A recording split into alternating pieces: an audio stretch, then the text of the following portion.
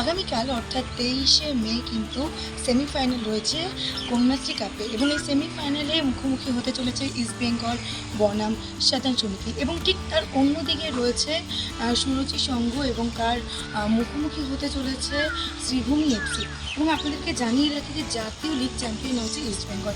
কন্যাশ্রী কাপের সেমিফাইনালে ইস্টবেঙ্গল উঠে গেছে এবং ইস্টবেঙ্গলে কিন্তু এবারের কন্যাশ্রী কাপের ফলাফল অত্যন্ত ভালো।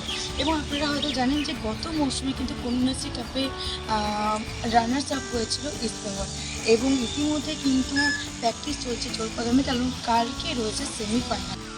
দেখে বুঝতেই পারছেন যে একেবারে জোর কদমে চলছে সেমিফাইনালের জন্য একবারে প্র্যাকটিস। এবং আপনাদেরকে জানিয়ে রাখি কালকে ইস্টবেঙ্গল বনাম সাধারণ সমিতির খেলা কিন্তু এই ইস্টবেঙ্গল গ্রাউন্ডে হবে এবং ঠিক তার অপোজিটে কল্যাণীতে হতে চলেছে দুই মন্ত্রীর লড়াই।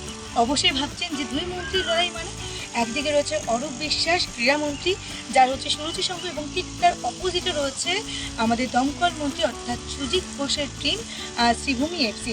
এবার দেখার বিষয় একটাই যে কোন মন্ত্রী জেতে, বা বলা যেতে পারে যে কোন মন্ত্রীর দল জেতে।